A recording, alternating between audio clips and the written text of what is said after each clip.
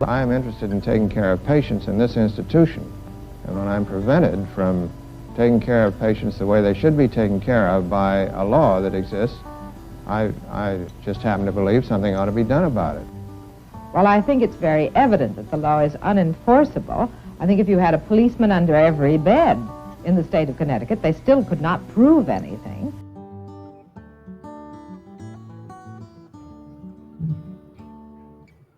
In 1965, the Supreme Court decided Griswold v. Connecticut, declaring Connecticut anti-contraception law unconstitutional.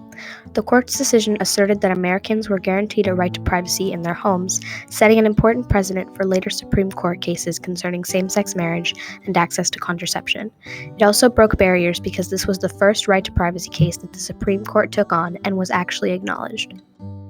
Last November 1st, the New Haven Planned Parenthood Center opened the doors of a birth control clinic to test again the latest Supreme Court interpretation. But local officials did not consider the law quite dead. On November 10th, after 10 days of operation, the clinic was raided and closed by police. In 1879, the Comstock Act, created by Anthony Comstock, made birth control and contraceptives illegal. Throughout the mid-20th century, the issue of contraception arose as a hot topic amongst Americans. The Merriam-Webster Dictionary defines contraception as deliberate prevention of conception or impregnation. Well, I'm 100% against birth control because it's immoral. It's the same as prostitution or abortion or in any other in those immoral things. Depending on a person's religious beliefs, there are many stances on the issue of abortion and contraception. For abortion, the argument is based on when a child is considered alive, either at conception or at birth. For contraception, the argument lies on the morality of sex, especially as the use of contraception outside of marriage could lead to more promiscuity. Despite some objections in society, contraceptives were still and are still being used by many Americans. They are used to stop women from getting pregnant or men getting women pregnant. During the late 1800s and 1900s, there were many birth control activists fighting the Comstock Law, one of them being Margaret Sanger. She opened a contraceptive clinic in Brownsville, New York to fight this law, but was arrested and jailed for 30 days. There were many advocates standing alongside Sanger. Three of the other most important women were Emma Goldman, Ethel Byron, and Phinia Mendel. These women all helped Margaret open and operate the clinic. Emma Goldman worked as a nurse and midwife among the poor. Her experiences convinced her that birth control was essential to women to improve their lives and achieve economic equity. She was arrested and jailed several times for causing riots during protests trying to legalize contraception. Ethel Byron was Margaret Sanger's younger sister. She assisted Sanger in opening the contraceptive clinic in Brownsville, New York. She was also a trained nurse who helped immigrant women in need of medical care. Phinia Mendel emigrated to New York in 1906. She was a talented artist as well as a political activist. Mendel illegally handed out flyers on the streets and through the mail. This was not the first time Estelle Griswold had violated the law. She had been advising women where they could go to receive contraception and advice about contraception for years. But we are continuing our program of education and referral. Now, many women call in for information as to where they can get help. And for the past 4 years, we have been referring women to the 3 out-of-state centers, which just border the boundary of Connecticut. Griswold also worked with Planned Parenthood to give new parents information about birth control.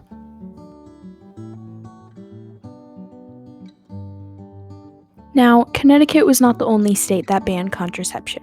It was one of the 30 who thought it increased the prostitution rate and believed making birth control illegal would stop this issue.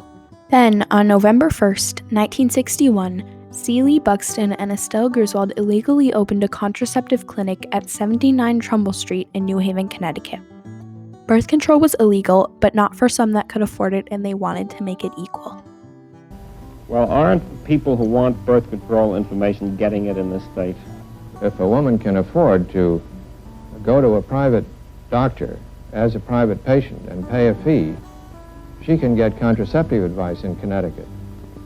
But if she hasn't the money to go to a private doctor, if she's a patient in our clinic here, for instance, she can't get contraceptive advice here because we're not allowed to have a family planning clinic, and they're the ones that really need contraceptive advice. The clinic was raided and closed 10 days later on November 10, 1961. The Supreme Court refused to rule on this case. In June 1961, the United States Supreme Court refused to rule on the constitutionality of the Connecticut birth control law, declaring the statute to be a dead letter.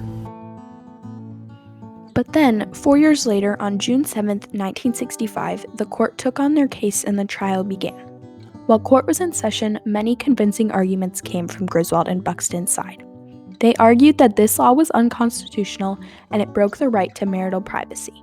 There were 9 justices, 7 of which joined Griswold and Buxton's argument, but 2 remaining justices stuck with the argument that the law was constitutional. Eventually, Griswold and Buxton won their case. At the end of this case, the court determined that the law was unconstitutional and broke the right to privacy covered in the 4th and 9th Amendments. Griswold v. Connecticut led to many other important cases. It even led to cases legalizing gay marriage, such as Lawrence v. Texas, and cases that bridged the gap between the married and unmarried concerning access to contraception. In Lawrence v. Texas, Texas police officers interrupted John Lawrence and Tyrone Garner while they were having sexual intercourse. The right to privacy was covered in the Constitution and Griswold v. Connecticut. They had the right to privacy, which was broken by the police by searching their living space without a warrant. There was also Eisenstadt v. Baird. This was where William Baird gave away contraceptive products to an unmarried woman. At the time, this was illegal. This case was taken to court and was found unconstitutional. This was the case that bridged the gap between the unmarried and married concerning contraception. Griswold v. Connecticut didn't just get rid of the law in Connecticut. It made birth control legal in all 50 states. Only 12% of the women interviewed here said that abstinence is the best way to not get pregnant. The other 88% wanted the pill and other methods of contraception. This shows that this case made a big impact on the U.S. and was the best decision. After this happened, some states did still create laws that made birth control and abortion illegal in some way, but it also made teen pregnancy numbers drop and death rates go down. It also sparked a path for safe abortion cases like Roe v. Wade.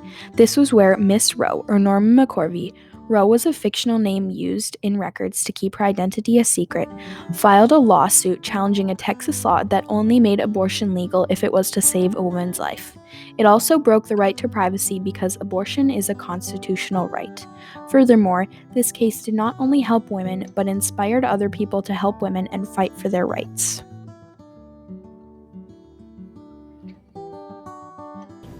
Yale law professor Fowler Harper, who has argued the issue before the U.S. Supreme Court in the past, will go before the court again as legal counsel for the defense.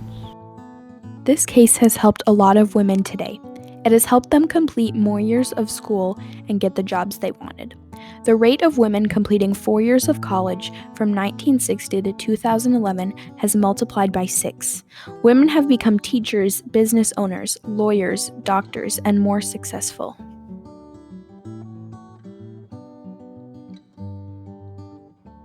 In 2018, there were over 4,000 contraceptive clinics in the U.S. alone.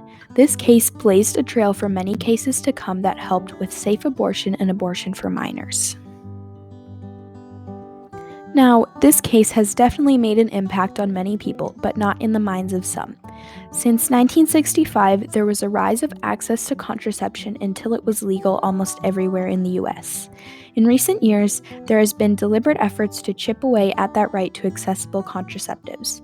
One example is Burwell versus Hobby Lobby. This was a case where religious companies, such as Hobby Lobby, believed they shouldn't have to include contraceptives in employees' health care plans. This is one of the most important cases concerning abortion and contraception. Estelle Griswold not only sparked a path for other cases to come, she defied the law to help citizens get what they needed and inspired others to do the same.